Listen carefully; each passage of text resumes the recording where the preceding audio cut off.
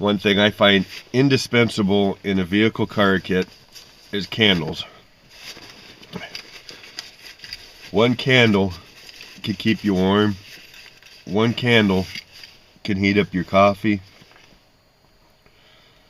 And one candle, especially these emergency candles, can burn for 12-13 hours straight. So you get constant light from them. I have these. I love these little things. It's a candle lantern. These candles go in there and you light them up. And I can tell you firsthand that these get so hot, if you touch this thing up here, you'll burn your finger. You don't want to do that. I've tried to close one time like that and burnt the hell out of my hand. So learn from experience. Oh, it's starting to chill off in the car a bit now. I can actually feel it. So I'm going to go ahead and light this up.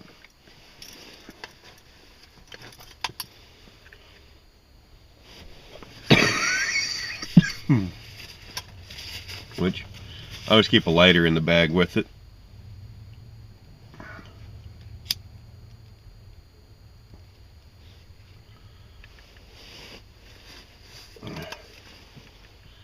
This goes back in there. Locks down. Now I don't know if you can see it, but I actually took the bottom of a soda can and made a reflector on there so it keeps any heat from going up and melting anything that you got it hanging from. It also helps direct some of it down. I think you'll find a place in here to hang it for now. There. There, now I got a candle going. That one candle won't do a whole lot as far as warmth, but it does work. And it also goes back to prehistoric man. Fire is everything. For thousands of years, man sat around a fire staring into the flame. It gives everybody a little sense of comfort. Even just having a candle going can kind of give you that little bit of mental boost.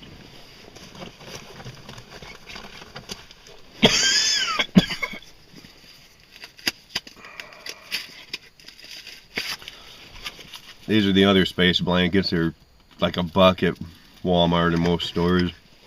Maybe $2 or $3, but they're super flimsy. They tear easy. They suck for most anything, but I've played with them before. And if you just wrap your body up in them, they do help a bit, especially if you're in any kind of wind. They'll cut the wind. What I found works best is if you take your coat off and then take this and wrap it around your body and then put your coat back on. It seems to do a lot better job of trapping the heat. They're just something I don't truly count on a whole lot. I prefer the other ones that are laminated and insulated. But you never know. One little thing like this could be the difference between hypothermia and being alive. I always keep a knife in my bug out bag, nice fixed blade, just because you never know when you might need a knife. Here's another, this is a camp cook set. I don't keep all this cooking stuff in here, but I figured I'd throw a couple different sets in to show you just the different alternatives. This one, I made a stand out of another can for it, so I can actually use it as a stand underneath the heater. And then I have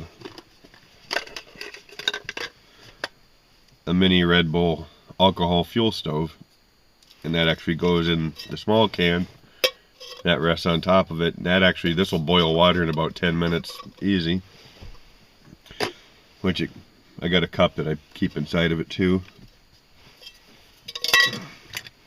and a spoon, which later on I'll get that all out and ready when I'm actually going to cook something.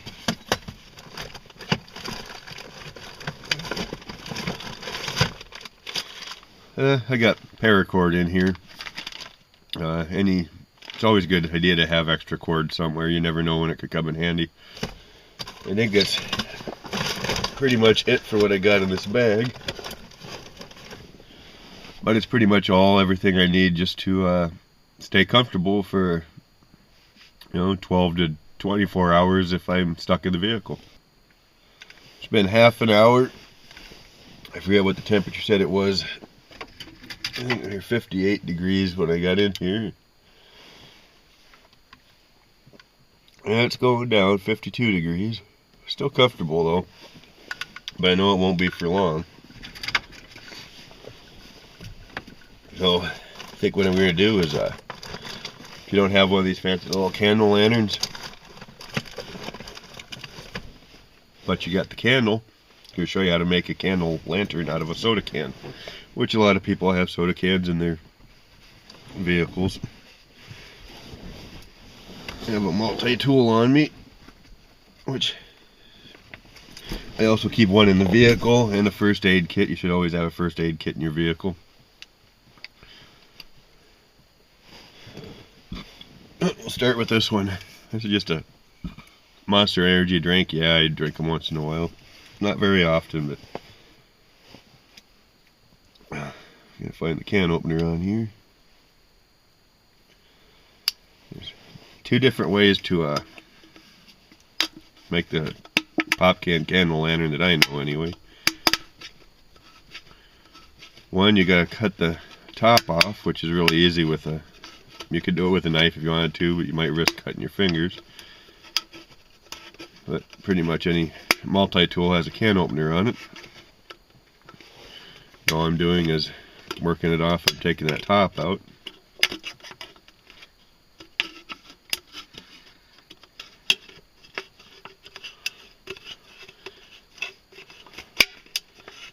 And you don't have to take it all the way out.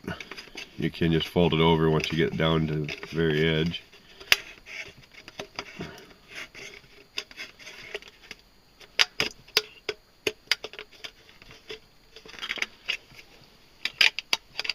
But for our purposes, I'm just going to take it out. Be careful, there are sharp edges on it. And that leaves a hole in the front. Now, all you gotta do, you could probably use a can opener if you wanted to. And starting about, go down a good inch from the top. I'm going to use a knife because it's sharper.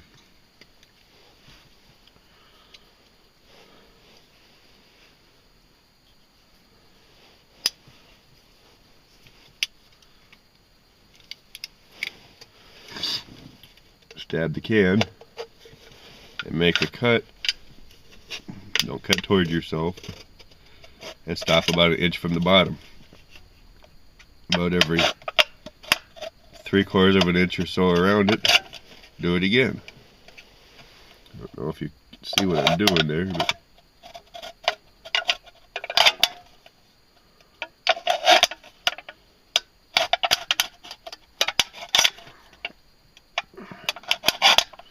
it could be half an inch or so, 3/4 of an inch, it'll all work.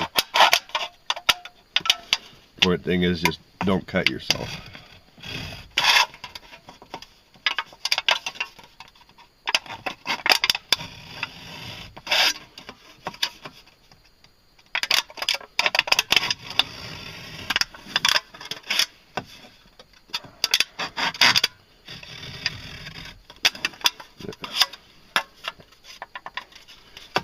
One more.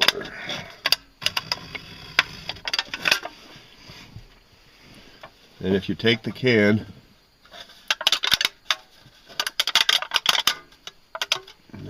might have to pull out a little bit on one.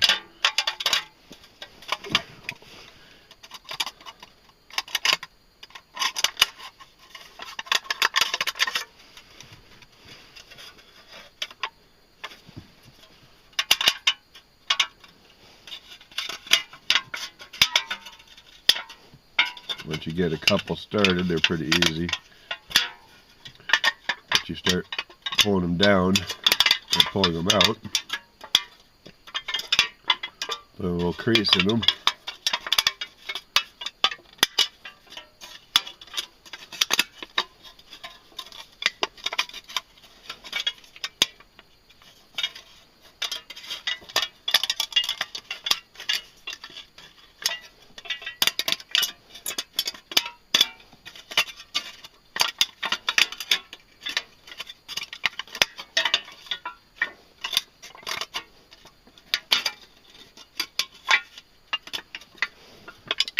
Just like that.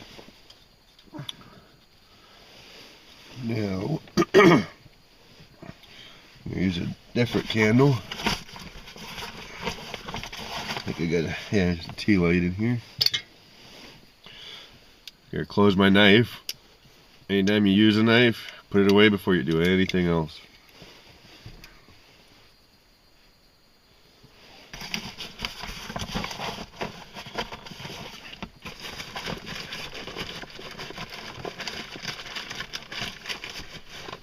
Now I gotta find my butane lighter again.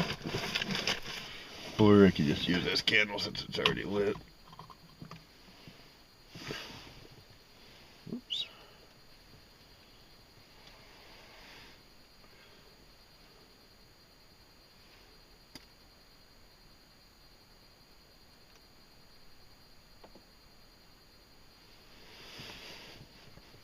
Set it someplace safe.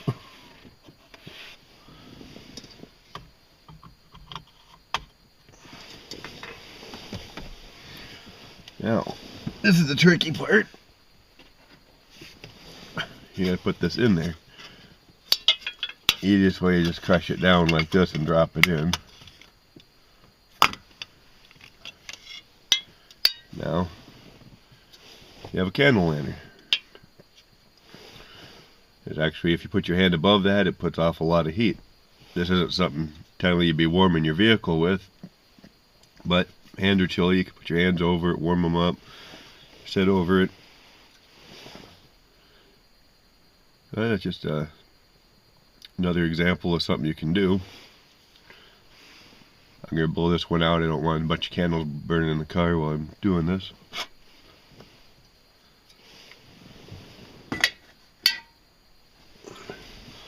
And I have another one. I'll show you another way to do pretty much the same thing. Okay, this time we're going to make one incision straight down. Then we're just going to cut from the top of both those incisions over about halfway through the can. And I think it'll be easiest if we make our cuts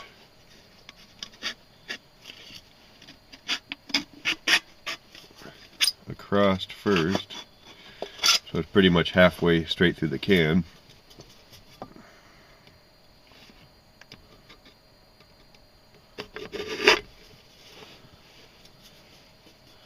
Same thing, don't cut toward yourself, be really careful.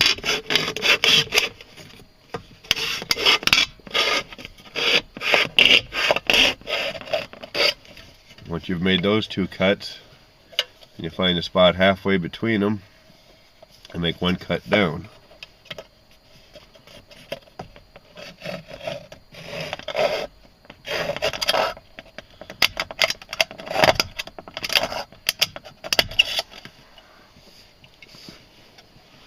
And then put your knife away,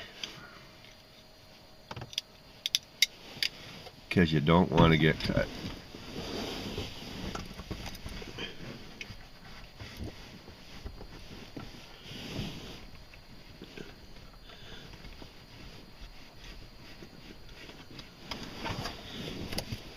Now, all you're going to do with this is open it up like a book. Just like that.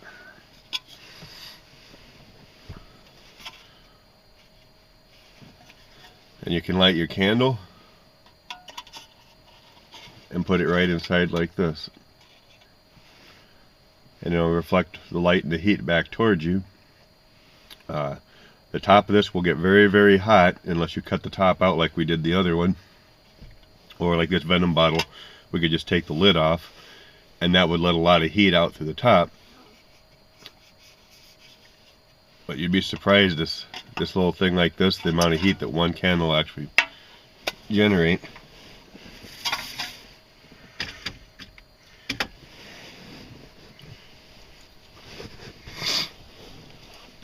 Here, found my lighter.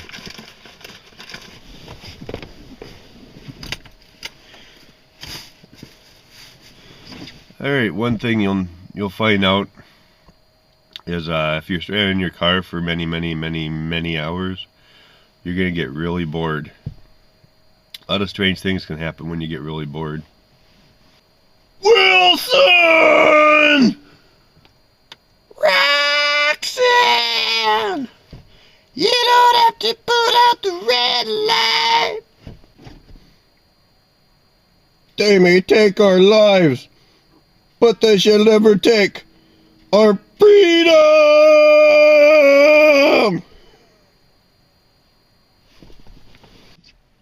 Hey baby, you come here often? Dad? Dad? Is that you, Dad? And here's my pot. I just got a candle in it. This is a little trick to show you one way that you could thaw out your waters if you have frozen water but no fire source except for your candle.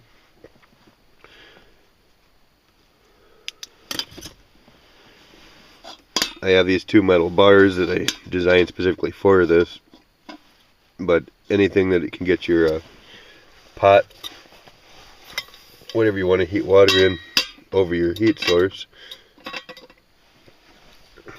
just like that.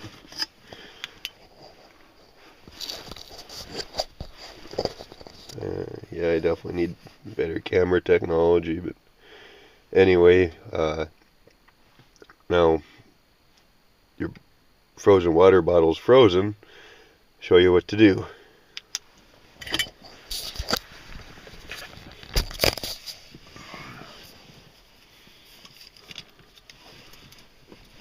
You have your trusty knife again. This one's actually starting to melt. But all I would do is take my knife, cut the bottom probably ½ inch of this off and take it off, and then turn it upside down and put it right in that pot right there. Now the reason for that is if you put that plastic in the bottom of that pot, it's going to melt the plastic, and A, it's going to make it taste nasty. B, it probably put some kind of toxins and poison into your body you don't want. But by doing that, you don't have to take very much off. As it starts to melt that ice, it turns to water inside there. That water will keep from melting the other plastic, and then it'll just slowly over time will melt the water, all the water in that bottle until it comes out. There, I got the Edibit stove going with the fuel tab safely contained inside that pot. There's a gap between the bottom of the flame and the base, so I'm not worried about it heating up and melting the carpet. But if I was, I'd just put something underneath of it, keep it up off the carpet. I got my door cracked open, so not have to worry about any fumes.